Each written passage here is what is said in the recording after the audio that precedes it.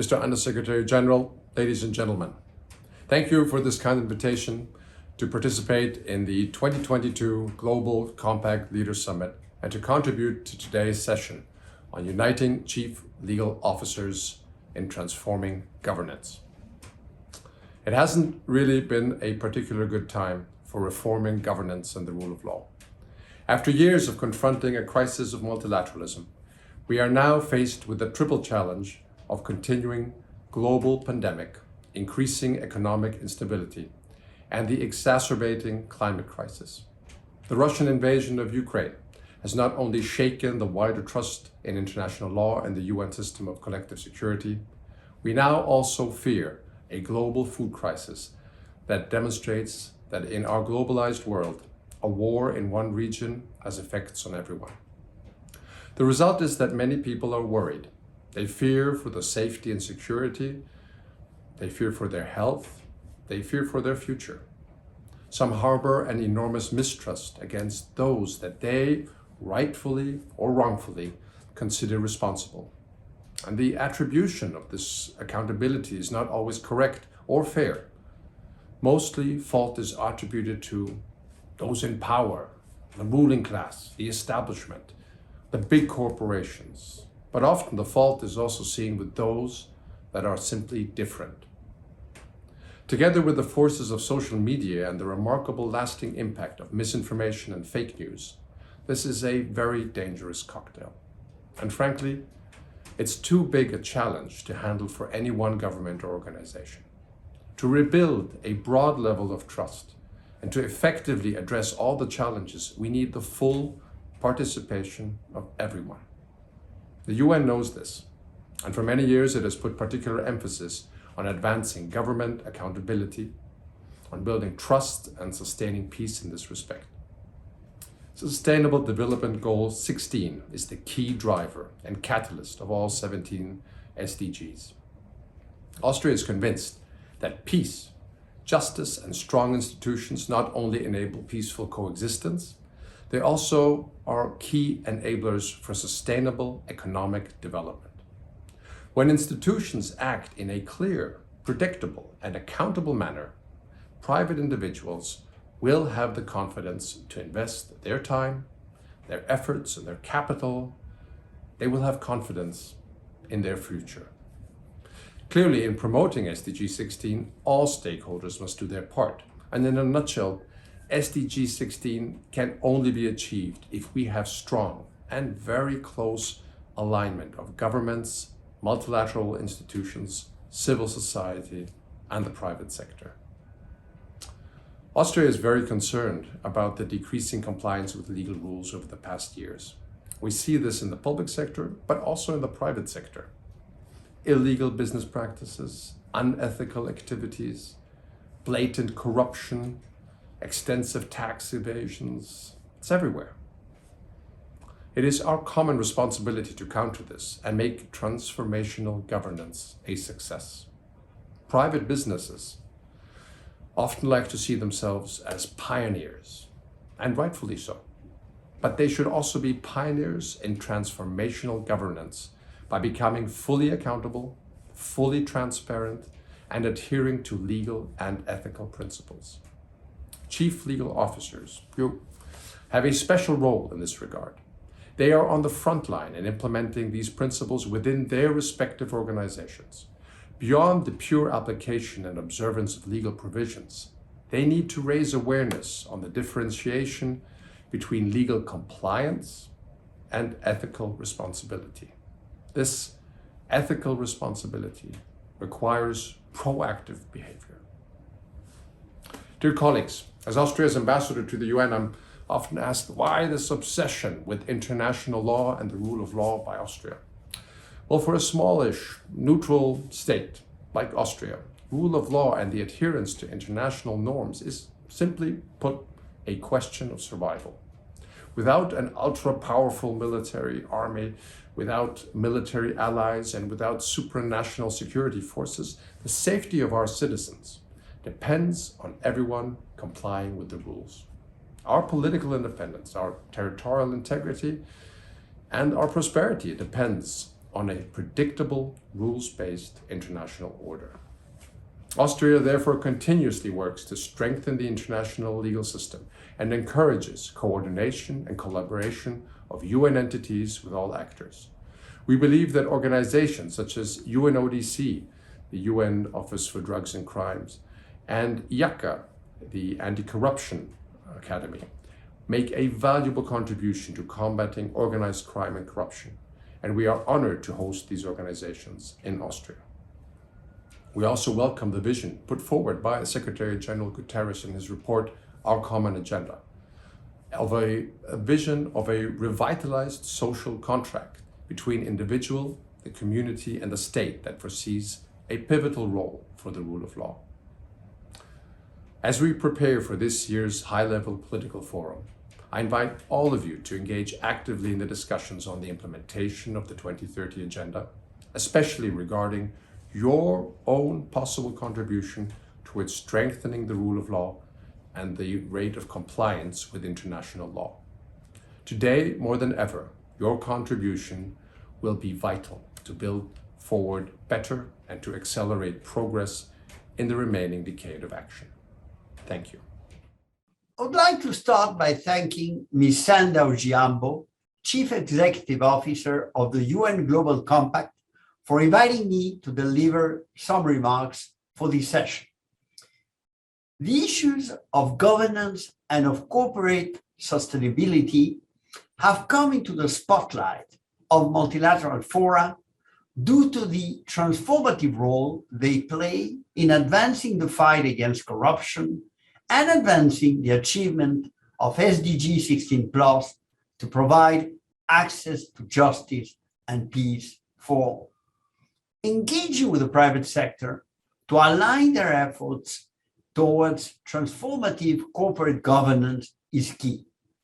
The international community needs to work together to ensure that the rule of law is respected in partnership with the corporate environment. The United Nations Global Compact, as a driver of change, can stimulate this engagement.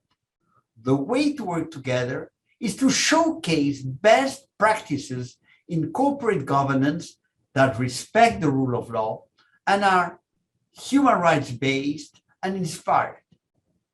To this end, combating corruption remains Mexico's main priority, both at the national and international levels, as underlined by President López Obrador when he addressed the Security Council last November.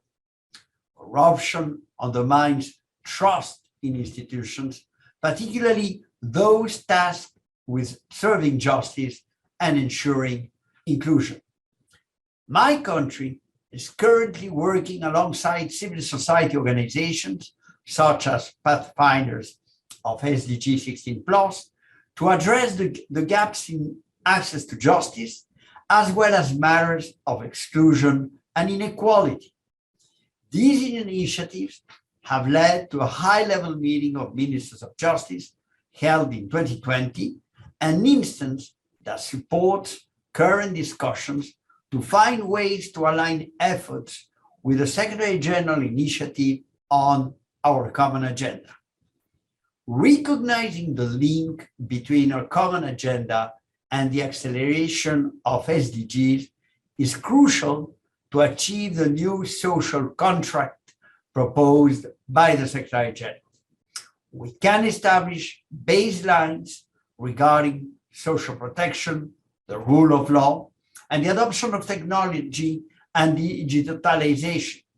The result must be more inclusive societies, and Mexico will continue working with the private sector and the United Nations Global Compact in this common endeavor. I thank you very much. Dear Sandra, dear participants, please allow me at the outset to express my gratitude to Sanda Ojiambo, the Executive Director of the United Nations Global Compact, for inviting me to the 2022 Leaders Summit for which we have gathered here today. I apologize that due to scheduling issues, I cannot be with you in person or even live. However, I greatly appreciate the opportunity to address you in the framework of this session entitled Uniting Chief Legal Officers in Transforming Governance. Now, this topic is both timely and important, and I wish to thank government representatives, business and civil society, as well as other stakeholders from the Global Compact's local networks for making time to participate. For over 20 years, the United Nations Global Compact has brought together companies and other entities with a global reach or ambition to embrace its 10 principles by committing to responsible business practices in the areas of human rights, labor, the environment, and anti-corruption. I think that it's fair to say that the strategic initiative that materialized in the Global Compact managed to stand the test of time. And I congratulate all participating business and other leaders for being and remaining true to their commitments in these crucial areas. Now, today I wanted to briefly talk about the legal advisors of the United Nations system, how to inspire transformational governance through coordination and cooperation across topical issues, across agencies, and across the world. And in my capacity as United Nations Legal Counsel, I chair annual meetings of 3 networks of legal advisors: the legal advisors of the specialized agencies and related organizations of the United Nations system, the legal advisors of the United Nations offices, funds and programs, and the legal advisors of our peacekeeping operations and special political missions. Now, the purpose of the network meetings is to provide a forum for discussion of legal issues of common interest and concern to the legal advisors of the participating entities to improve coordination and communication among the legal advisors and to promote system-wide coherence on legal matters. The networks are active throughout the year through topical meetings, specialized workshops, training activities, and continuous sharing, usually by email, of experience, knowledge, and best practices. And this informal mechanism of cooperation and coordination culminates annually in meetings and has an enormous effect on transforming governance. The 2022 meetings of both the legal advisors of the specialized agencies and related organizations of the UN system and the legal advisors of the United Nations offices, funds and programs, which were held 2 weeks ago, discussed hardcore legal issues such as the evolution of the organization's privileges and immunities, issues verging on politics, such as the legal aspects of the situation in Ukraine, and all the way to policy issues such as the new way of working or the so-called next normal in a post-pandemic working environment. Now, the conclusions and shared knowledge developed at our network meetings are subsequently fed back into the different parts of the United Nations system, achieving enormous transformational impact. So I wish I could have discussed these and many more examples with you at the 2022 Leaders Summit, but I'm afraid my time is up. I look forward to hearing about the discussions from Sandra Ochiambo and the team in the Global Compact Office, to which my office also provides legal advice and support. I thank you for your kind attention and for your contributions to today's session, and I wish you fruitful deliberations and a successful outcome to this important event. Thank you.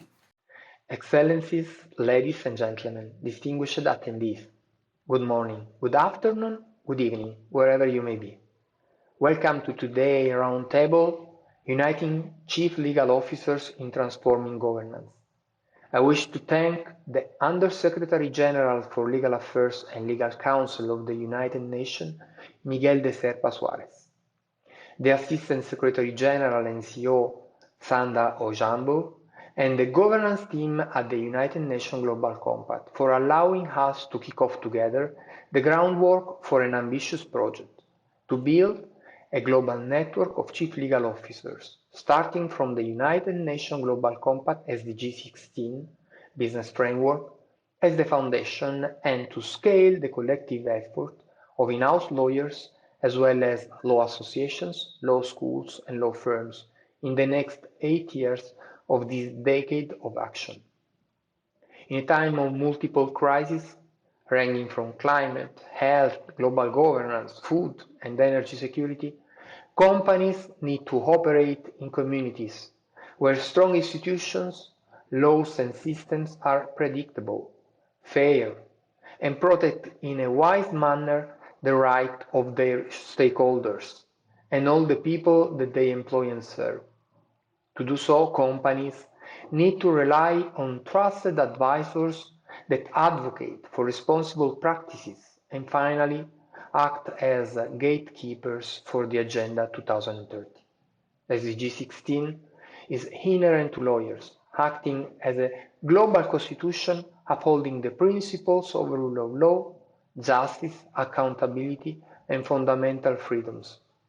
On a broader perspective, we see clear evidence that ESG-related laws across jurisdictions are on the rise.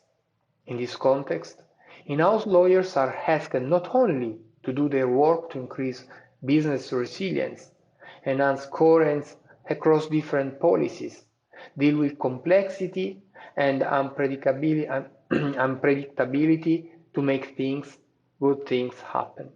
They are also asked to be innovative and proactive in the environmental and social matters, to drive in a sustainable way the transaction they deal with, promoting what is socially acceptable and right, not only what is lawful.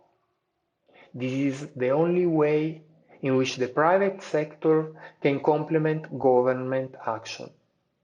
I look forward to seeing many of you in person in the forthcoming future as our collective action will be gathering pace. Thank you.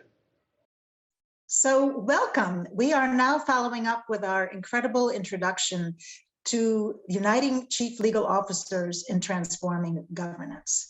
And I am delighted to be joined by a panel of genuine experts in this field and would like to first introduce myself briefly. I'm Dr. Isabella Bunn.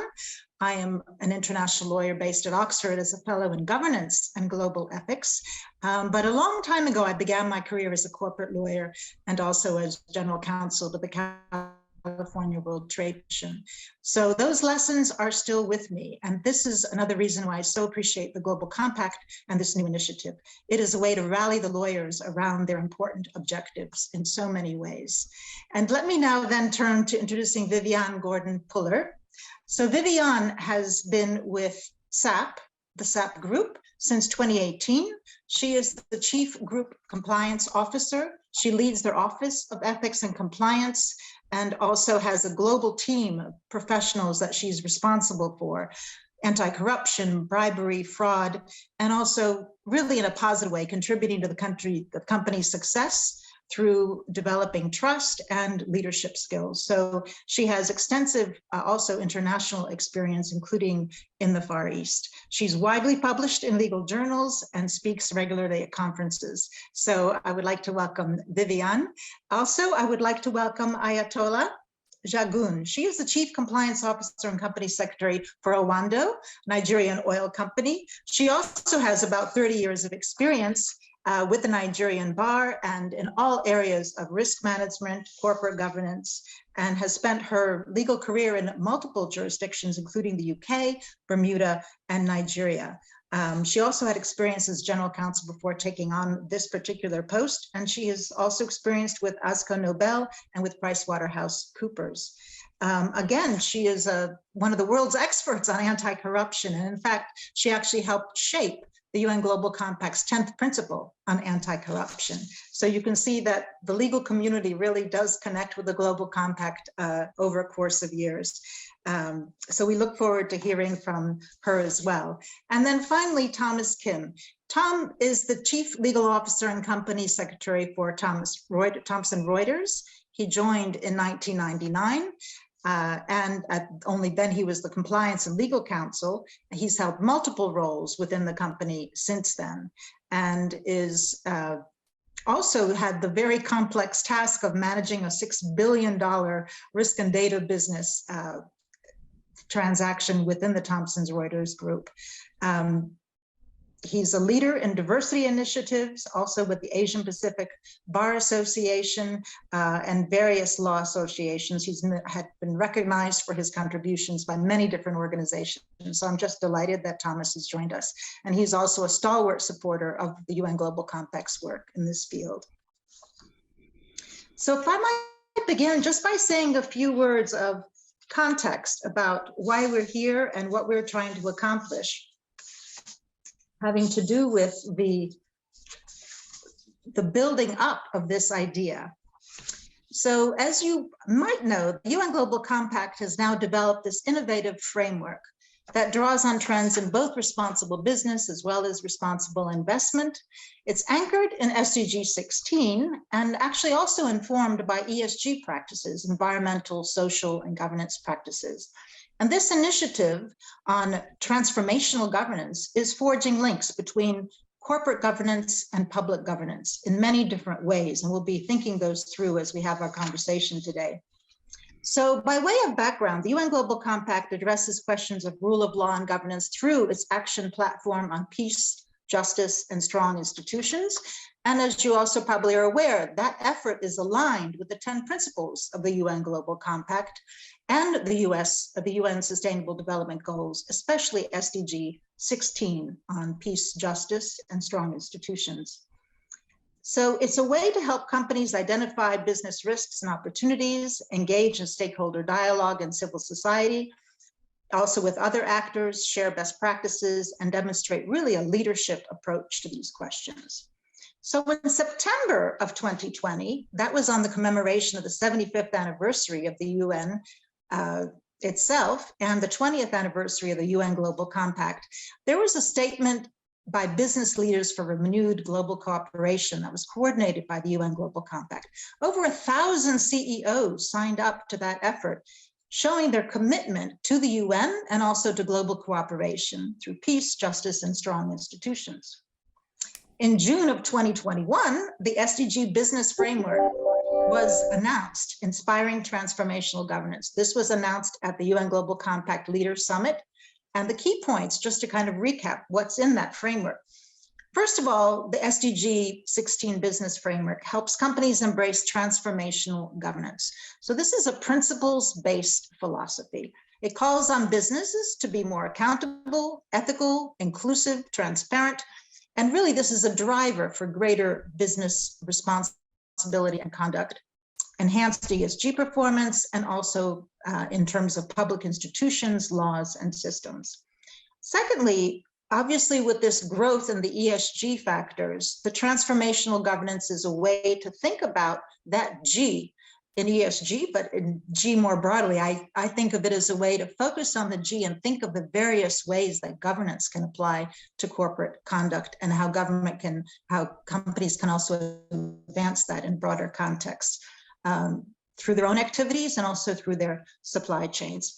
And then finally, it's worth noting that the SDG 16 framework on transformational governance does not create new legal obligations, but it really wants to strengthen the role that businesses can play in this field, encouraging companies to assess their situation, identify opportunities for improvement, and incorporate these kinds of understandings within the board, with management, oversight, values, culture, strategies, policies, and so forth. So here we are, June of 2022, another edition of the UN Global Compact's Leaders Summit. And this is what we're doing now. We see how SDG 16 provides an extensive online resource. It offers dozens of examples for companies about what they can do. It's linked to various goals and targets and indicators within SDG 16. And we also see that a stronger notion of shared space is emerging between civil society, government, and the private sector. So the real goal of our gathering today is to launch a Chief Legal Officers Coalition. We really want to draw the legal profession into this issue, into this quest much more broadly. And so we're thrilled that we can have this conversation, and also following up on the incredible introduction we had from dignitaries from various areas, including the United Nations Legal Council, and build on this. So what I'd like to do is start by one question that I'd love for each of you to answer briefly, and then I'll have a question for each of you specifically, and then we'll wrap up with a final question. So the first question I'd like to pose is really one about the role of corporate counsel. How is that changing? One thing that we know is that this framework for transformational governance has really made an effort to respond to trends that we're picking up in responsible business and investment. Just a few of them: corporate governance practices, risk assessment, new procedures for transparency and reporting, greater engagement and multi-stakeholder initiatives, increased attention to a broad range of social and sustainability issues, and also this big trend towards impact. How do we create impact, and how do we measure impact? This has heightened, I think, the need for companies to align their commitments with meaningful actions, not just sort of internally within their operations, but also looking across the broader supply chain. So that is my first question, really. What do you see from your vantage point, embedded for years with your expertise within your companies? How do you see the role of corporate counsel changing? Maybe we'll begin with Thomas. Well, it's a great question, Isabella. Thanks for that. And I just give a little bit of a shout out to my fellow panelists. I also was the chief compliance officer for the company before, so I think it's an incredibly critical role.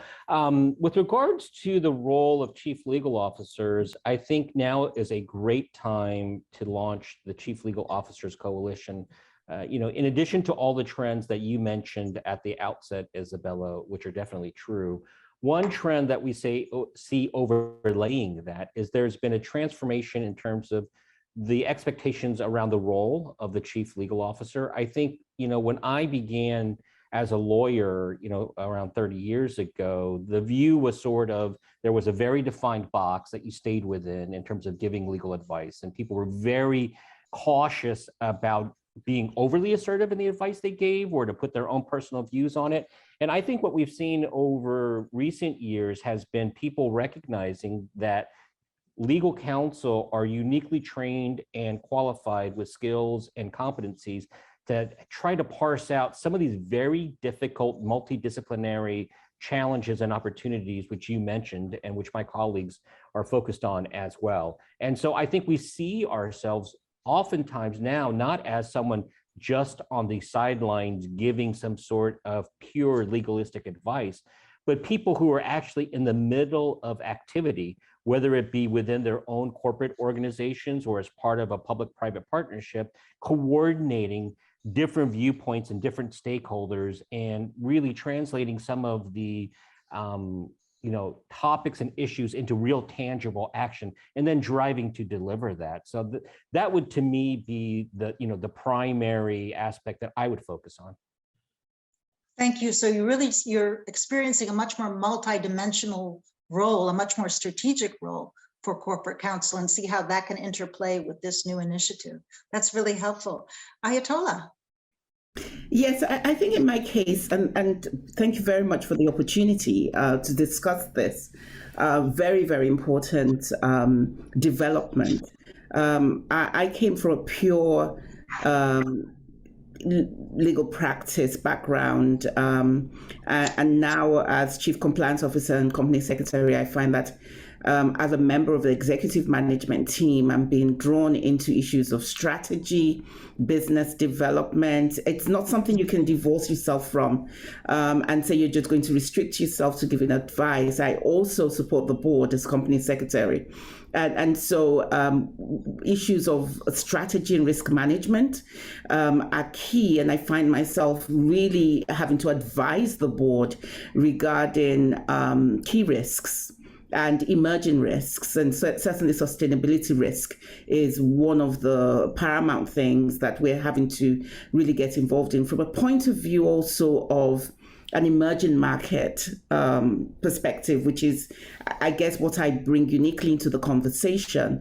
There's a lot of regulatory risk and political risk embedded in my environment. And so, again, you find yourself not being able to just give pure legal advice, but you have to go outside of that to look at the impact of the decisions of the company on a broad range of stakeholders. So there's a whole aspect of stakeholder management. Some of that pressure is coming from employees, some is coming from your shareholders, and also that tension between this shareholder stakeholder theory, which maybe in more developed countries is a lot more established, but certainly in emerging markets is maybe not so established. Also, there's just that need for funding. And so we're finding investors increasingly requesting that we let them know what's happening as a business from an ESG perspective. And so your role as a lawyer involved in a transaction, involved in just due diligence, the whole face of due diligence has changed to just pure legal due diligence, to one where you're having to talk about how the company is just that license to operate, what you are doing to get that license to operate from a wide range of stakeholders in the industry and the jurisdiction that you are engaged in. Interestingly, we recently appointed 2 new female directors to our board, and one of the directors is a real champion when it comes to ESG issues. And so she's put us to task regarding some of our new business developments to say, well, have you factored in the sustainability issues, the environmental issues, and can I see a report to show that you have done that, and that you have also factored this into the cost benefit analysis and the whatever your internal rate of return is, that you factored in the potential financial risks involved for arising from a potential ESG issue arising. And so you find that, when it comes to business strategy, when it comes to risk management, it's something that as Chief Compliance Officer, as Company Secretary, as Legal Counsel, the role has changed, and you really have to consider these things to be a support and an effective support to the business. Thank you so much, Ayatollah. And I'm going to return to you on the ESG question in a few minutes, but I think this question of risks are very important, and also related then the increased pressure for due diligence, and also then disclosure and reporting on exactly what companies are doing. So again, you see a complex dynamic emerging around these questions. Thank you. And finally, Vivian, the role of the Chief Legal Officer, Legal Counsel within the company, how do you see it changing? Thanks, Isabella. It's interesting listening to colleagues on this call that it doesn't matter where we are in the world, and it doesn't matter what our industry grouping is. The drivers are the same and the concerns are the same. And I think that applies to lawyers as well. Whether you operate in your company as a chief legal officer, a general counsel, a compliance officer, or any of the other roles that lawyers would traditionally take, we still are seen as trusted advisors. We still are seen as the ones that can be the link between the different functions. Sustainability, I think, in itself is a fantastic umbrella concept. It brings in so many key values. It covers so many areas, from social justice to ethics, integrity, the environment, and so on, that I don't see this as simply the role of the lawyer in the company, but I do see it as the role of the lawyer to bring together all of the other stakeholders, all the other players, so that we collaborate, and to have an initiative such as this with the UN Global Compact, bringing together chief legal officers and lawyers across companies, across industries, across the world, is fantastic, because it does allow us that opportunity to share experience, to drive towards the common goal of sustainability. And certainly at SAP, I operate in compliance. My remit is ethics and corruption and bribery and fraud, all of which we know undermine sustainability significantly. But we also have a chief sustainability officer who reports to the executive board directly, in recognition of the importance of that And there are multiple other functions that all tie in, and we work in support and in collaboration together, driving towards that common goal. Vivian, what I really appreciate you mentioning is just this whole shifting relationship with the C-suite. There are so many new titles that I see emerging in terms of information officer or people officer, integrity officer, sustainability officer, technology officer, and the list goes on. And it really is exactly as you portray it, which is it's the lawyer that needs to understand exactly what those functions are, develop relationships between those functions, and also really important what you mentioned, that cultivation of a culture of trust. So this is another new situation where we're dealing with very different expectations for the corporate board, but also a very dynamic set of players at the C-suite level engaging with them. And I see the lawyer's role as something that understands how all of that comes together. And also, I think one of the questions that Ayatollah mentioned, which also deserves reinforcement, which is in addition to all these other risks, there are also the reputational risks and the sensitivity to disclosures and potential inconsistencies and the 24/7 sort of environment that we're living in. And I think the lawyer also has, because of that perspective of seeing what is going on in different areas, can perhaps identify potential disconnects between how the company thinks it's presenting itself and then conduct that might not be consistent with that. And also we'll talk about ESG a little more about driving those kinds of functions. Well, thank you for those opening comments about the dynamic changing role of legal counsel and the role it plays within the company and how that is changing, and also how the value of an initiative like this is extremely well timed. So I'm going to just circle back with an individual question for each of you, and then we'll conclude with another question. But maybe I will first go back then. Ayatollah, I was going to come back to you on ESG. There is something about ESG, I think, that perhaps some of us have both been impressed by and overwhelmed by, which is just how prevalent those initials, environmental, social, governance factors, are now, how many billions, if not trillions, are involved in driving ESG conduct, and the response, not just in terms of the company as a whole, but also at the board level, responding to how then that G side, the good governance within the company, looks to the environmental and the social side. But one of the key themes within the ESG space, of course, are the metrics and measurement, and how this is gathered, how it's collected, how the information is used within the company, across functions within the company, what's presented externally. It also then might relate to regulatory authorities, to investors, to consumers, prospective employees, really looking at what companies are doing in ESG. So we're in essentially in the oil and gas sector, so that is a sensitive one in terms of this conversation. But I would really like to hear your views about the measurement side of ESG, but maybe with an insight for what we're trying to do now, which is looking at the governance side. Is there a way that the transformational governance ambition could also perhaps develop some sort of metrics, perhaps tying it to ESG or perhaps to other themes or to SDG 16 and its targets? Do you think that that is an ambition that this group of CLOs might consider?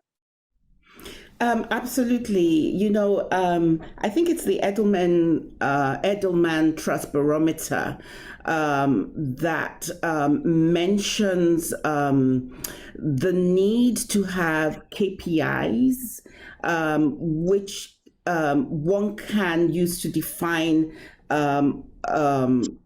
ethical conduct or to incorporate ethical conduct into performance management.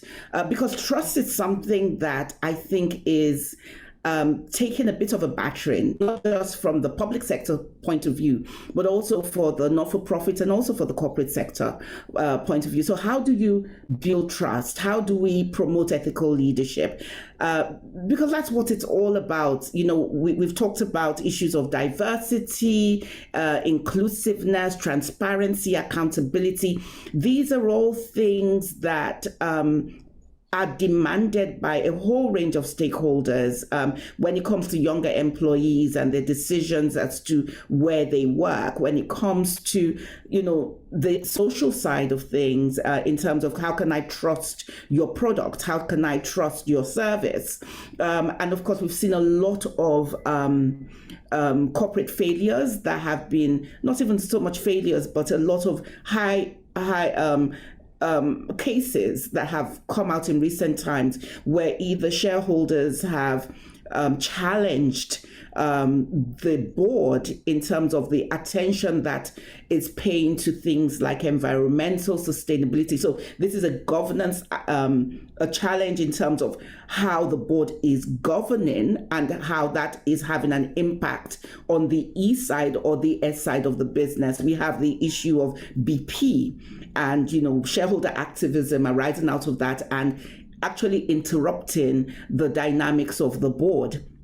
So again, I'm just saying all of this to say it is extremely important that companies are able to show that they are paying attention to the governance side, to be able to build trust, with key stakeholders, so that the workings of the board continue to follow best practice and not interfered with by people who may not really necessarily understand the complexities. Yes, they're important stakeholder groups, but they may not understand the day-to-day challenges. So deciding, I think, what is important and what should be measured is key, because we know that what doesn't get measured doesn't get done, right? So if we want to be able to show as companies and as chief legal officers that we take certain things seriously, then we need to be able to report on those things. And therefore, we need to come up with some measures that in a way can be also translated across board. And these performance indicators. And performance indicators that can be replicated, and we can benchmark also what my company is doing with what another company is doing. So that's an excellent point. Yeah, being able to benchmarking side is really also developing and is using, as you point out, a way of sort of comparing company performance. But this is a very good segue to my question for Vivian, because it's come up a few times now, stakeholders, shareholders, and I think there is this shift in an understanding of those relationships, and we don't have time to explore exactly what that means also in terms of corporate purpose and just a rethinking of more broadly, the capitalist system. What is the role of stakeholder capitalism? But Vivian, I really would welcome your views on this relationship issue. In other words, how do you engage with stakeholders? How do you engage with the shareholders? And how does that influence what you do? And, quite frankly, isn't that an overwhelming process to really think of all those stakeholders and what their questions and demands and requests might be?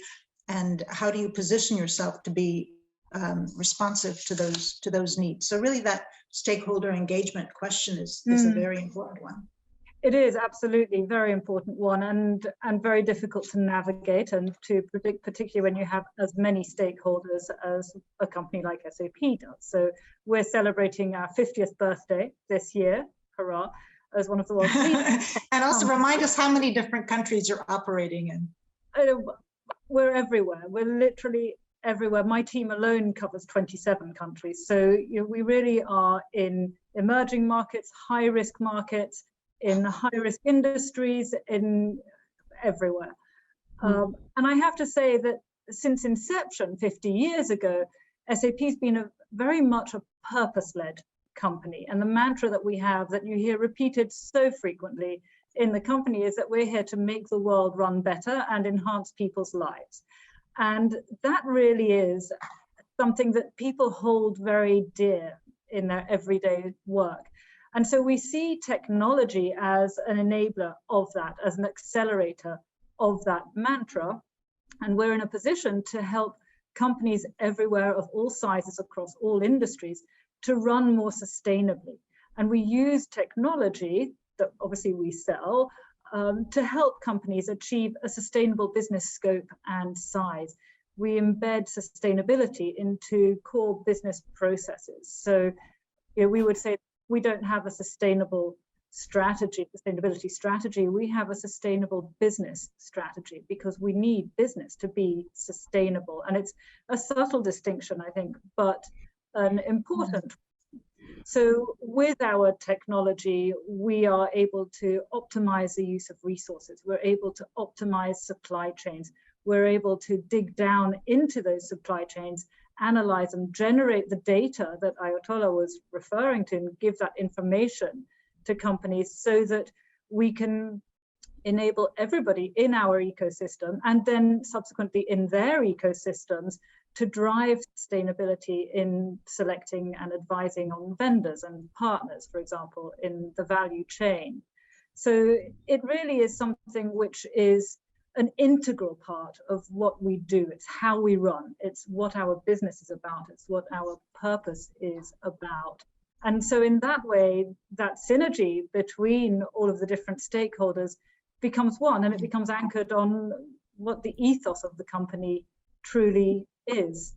And that's what we do. It's how we run. Let me add maybe a follow-up question related to the stakeholder engagement. Since we're talking about SDG 16, of course, peace, justice, strong institutions, the very next one is 17, which is about partnership, effective partnerships. And I'm wondering if you might just say a few words about how to integrate that thinking between SDG 16 and SDG 17 on partnerships. I'm all about collaboration. I think we don't get anywhere unless we have partnerships, unless we work closely together. And as I said at the very beginning, we have 3 very different industry sectors represented here in the panel across different jurisdictions. And yet the drivers are the same. And I think we're at a stage with the geopolitical crisis, with the environmental crisis, with all of these issues that the world is dealing with on a daily basis, where partnership is actually, it's facilitated because we have the same end goal at the end of the day. And what we need to do is look to create value beyond revenue. We can't be tied to the numbers. We need to look at what our mission is. What is our purpose? Are we not something which is bigger than this? And what's our legacy to be? And I think in that way, we can drive partnerships much more easily. And certainly at SAP, from our CEO down, we have a lot of links with various UN agencies and other agencies, all working towards sustainability, all working towards corporate responsibility and making the world a better place. And Viviane, you put that so persuasively. What also struck me, it's this notion of long-term value creation, that these painstaking relationships, sometimes it fits into the larger strategy of the company.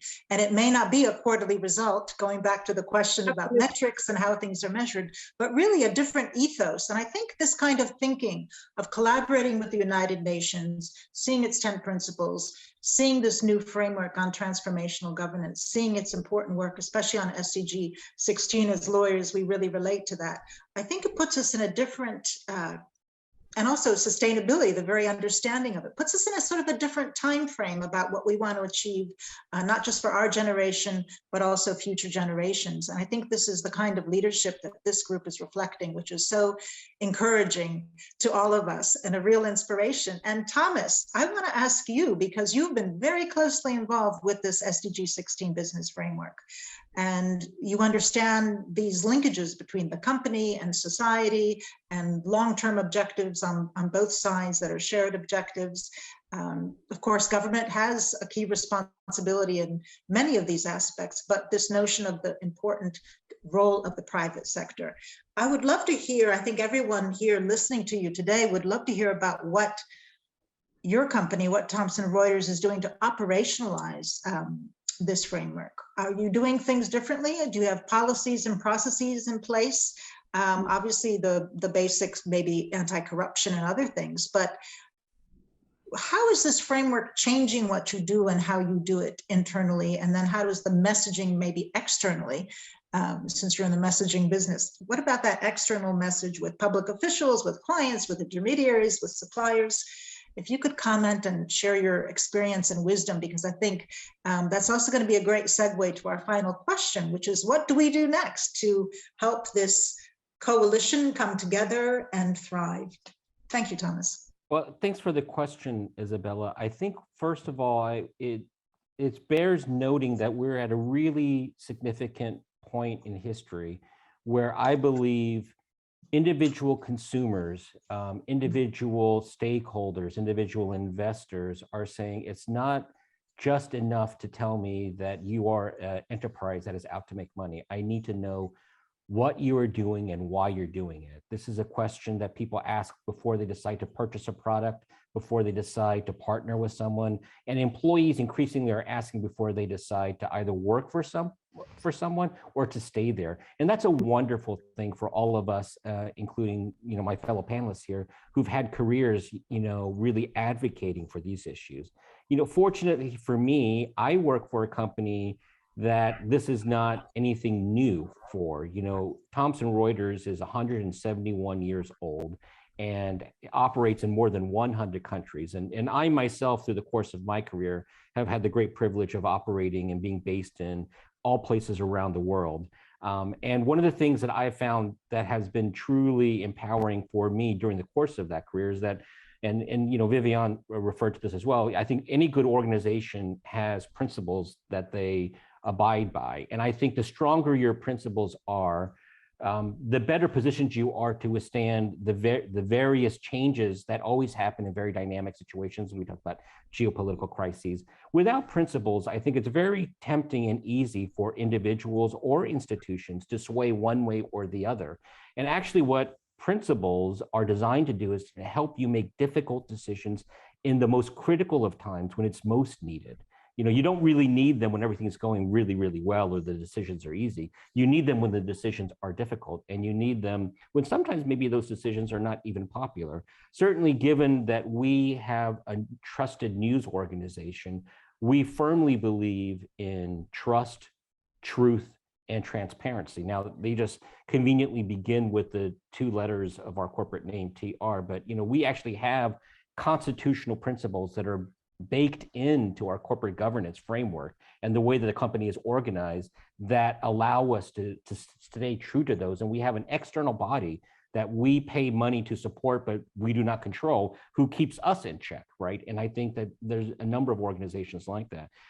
For many years, with this kind of approach, I don't think many people valued that because that really wasn't on the forefront of what people were covering or people were asking for. But I think during the period that we've seen following the murder of George Floyd, that we've seen during the social upheavals over the last 2 years, and also during the pandemic, which has coincided with this focus on ESG, people have demanded more. And so it's lovely for me now at this point in my career to have people beginning to ask questions about the things I've been passionate about over the course of my career when they weren't fashionable. And I really do hope that we can, through our coalition of chief legal officers, help support all of those people. And I think really people within the legal departments, within the general counsel's office, within the chief compliance officers are often the leaders within their organizations on these issues. If we can support them during and make the most of this moment, then we can really make this not just a fad, but something that is institutionalized in the way that our organizations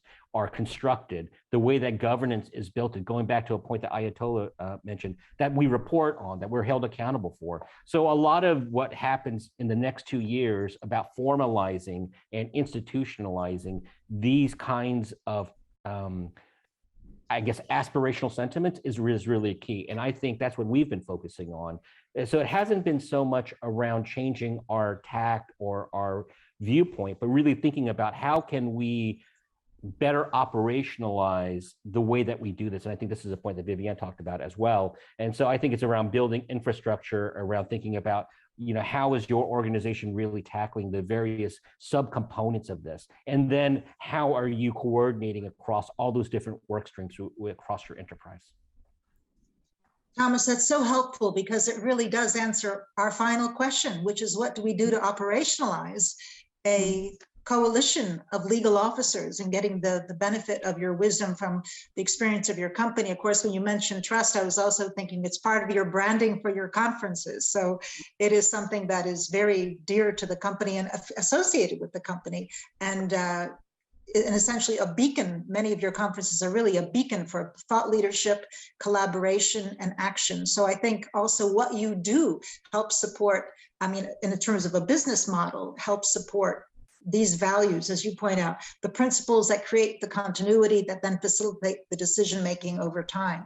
And I think that is just a tremendous way for us to start thinking about this coalition and what does it bring to the table and what changes as a result of the engagement of the legal profession. I just also wanted to briefly mention the importance of bar associations. For example, I've been involved with the Bar Association, American Bar Association, for many years, with the international lawyers, with the United Nations Committee, the Representative Committee for the UN, with the ABA Center for Human Rights, and now on the board of the ABA Rule of Law Initiative, which operates in countries around the world and does remarkable work for justice defenders and for journalists and for democracy and freedom and election processes. And it's very difficult. Some of it is really for me even to read those reports, it's really wrenching as a human being, it's wrenching as a lawyer, but it also is a reminder of how important these questions of justice are and our privileged role as lawyers in advancing those principles of justice at every level of society. And I see this effort as contributing to that notion of pursuing justice, the pursuit of justice, and something that we hold very close to our professional and personal passions as lawyers. So I'd love to hear from Viviane and Ayatollah about the coalition that we're talking about today, and perhaps your vision for it, perhaps some cautions. I know there are tensions in these questions also because we're talking about companies engaging with government and with other parties, and often in very difficult environments and responsive to the business pressures and the various stakeholder pressures. But it would be wonderful if we can get your thinking, because we've talked about essentially what we might call conventional governance, the corporate governance that you do for a day-to-day basis, but also that very clear cross-cutting theme, sustainable governance. How do we start looking at strengthening governance with respect to managing environmental and social risks? And then finally, the UN Global Compact, of course, calls it global governance. How do we inspire business to contribute to public institutions, to laws and systems, not just at the international level, but also at the national and local municipal level? So in a sense, it's global governance, but it's also public governance. I would love to get your closing thoughts, Ayatollah, perhaps first. In your challenging environment, in a very challenging industry as well, how do you see, and also with your expertise in anti-corruption questions, so you're keenly aware of the integrity questions that could also be raised. How can we galvanize the legal profession around this question of SDG 16 and also looking at governance in a much more holistic way? Thank you very much. I think there were two things I wrote down: common issues and shared space, which you mentioned earlier on when you were giving your introduction. One of the things that we found, particularly in the energy space, oil and gas industry, is that we have the same challenges. And so what we have done within my industry is to come together and try and address those challenges as a group. Sometimes when you're dealing with regulators or you're dealing with government, it's always easier to kind of like present a united front. And it's clear also that there are some challenges. I meet chief legal officers who are worried that, a higher level of disclosure will pose additional environmental diversity, social, by releasing all of this data and disclosing a lot of this data that is not required, that it could increase legal and regulatory risk. And for instance, some companies, some lawyers feel that if they release the equal opportunity or equal employment opportunity data, it could do more damage than good. Because also just the level of activism that's out there. And so I think there needs to, what the council can do is actually provide support a lot of engagement through like roundtables, webinars, kind of reorientation, but also a forum where people can address what their concerns are, where in-house counsel can say, well, these are some of our challenges and and how are you addressing this? Just a forum for best practice as well to learn from each other, I think is very, very key. And a framework. I think creating a framework which can be used by our peers that prioritizes certain sustainability related outputs and actions, capacity building, and we talked about encouraging the right behaviors through defined KPIs, metrics, targets, and then also taking concrete steps towards collective action. So identifying those things, which could be social issues, human rights issues, issues to do with other SDGs, and coming together to put together some collective action around it. Now, one of the things that we did through the Global Compact Network in Nigeria is fortunately, we had access to Siemens funding, and we were able to use that to look at supply chain risk and corruption issues down our supply chain and come up with anti-corruption pacts, which not only helps the SMEs because there's some incentives that are being provided to them, so access to other supply chains because you've maybe done a certification program and are able to access other supply chains more readily of member companies, but also access to cheaper funding because we've incorporated the requirements that maybe the banks have to be able to lend to SMEs. And that way we're in a way coming together to improve governance, not just within our own sphere as public limited companies, but going all the way down our supply chain and helping to manage that supply chain risk. So there's so many things we can do together. And I think it's identifying what are the common issues, and then through this shared space of sustainability, of ESG, being able to address those things. I wanted to I think I had my hand up at some point, talk about what Thomas mentioned regarding COVID. One of the things we did in Nigeria, the major companies did, was to come together because government was so far behind when it came to procuring vaccines to vaccinate the population, for instance.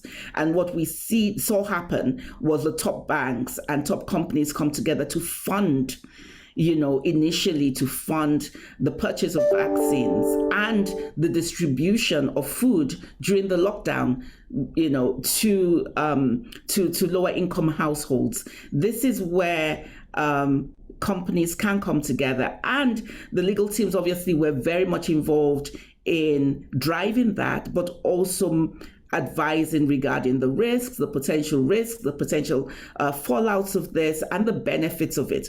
But I think ultimately it's also about being able to take advantage of, because yes, we're doing all these things and it's good to be altruistic, but we also understand that good ESG also contributes to the bottom line. And so being able to take advantage of everything that our companies are doing and ensuring that they're able to reap the benefits of it, and they're therefore more committed to it and willing to commit resources in terms of financial resources, human resources, to this new way of doing business. Thank you. That's so helpful. I think that there is this theme, underlying about the business case for this kind of endeavor, which I think can be developed in a very persuasive way. Also related to the risk mitigation, where information sharing may help contribute to that. So those are really helpful observations. So Viviane, your thoughts about the coalition? Oh, thanks, Isabella. Fantastic. Love the idea of the coalition. I'm writing that down. You can tell, I think with a pen in my hand. So you see, I'm taking curious notes on everything you're saying, but thank you for that initial outburst of enthusiasm. Now tell me why. I happily will do that. Thomas is talking about principles, and I think principles are important. That's what we have with our mantra about making the world a better place. We also have a leadership credo, which is do the right thing. And again, it permeates the company. And those principles are what create a culture. So you asked about where we are in the world. We have offices in 130 countries, and we operate in more than that. And those are very disparate countries, very disparate cultures. So what we need to drive is a company corporate culture that is committed to doing the right thing, to making the world a better place, to helping to improve people's lives.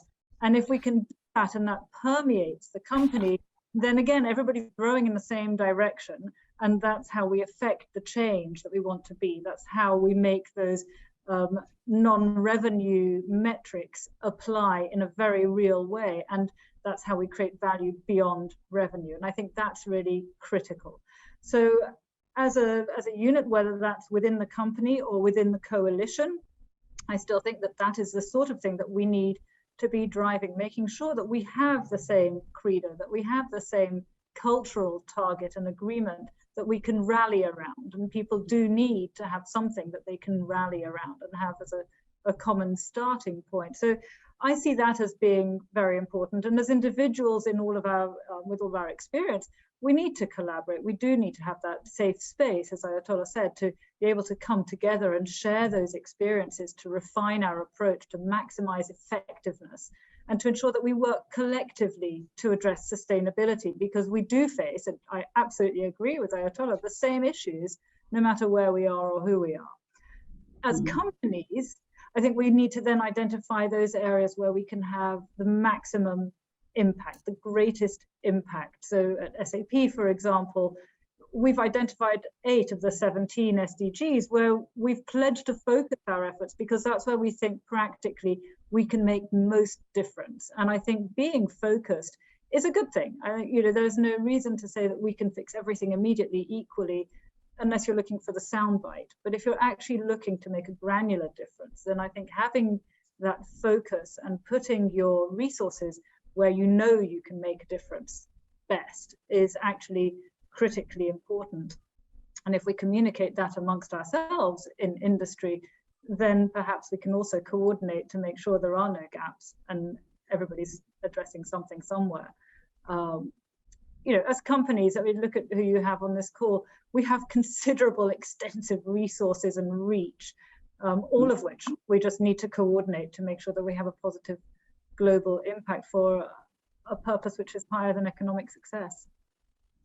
It's so well put, Viviane. It also strikes me, you point out the industry, the sectoral differences among us, but then also how that can be a strength in a coalition like this, Absolutely. Where learning from one another, past mistakes, triumphs of various kinds, and using that as a basis for collective action. I also really appreciate that theme of shared values and how the values that are embedded within SDG 16 and within the dialogue that's already taking place around shared space, around the transformative governance. But also what struck me is problem solving. And I think that this is also a very practical potential result of this kind of dialogue, this kind of coalition. I'm going to turn to Thomas for the last word on the coalition because of his deep commitment and experience to these ideas and the role his own company has played.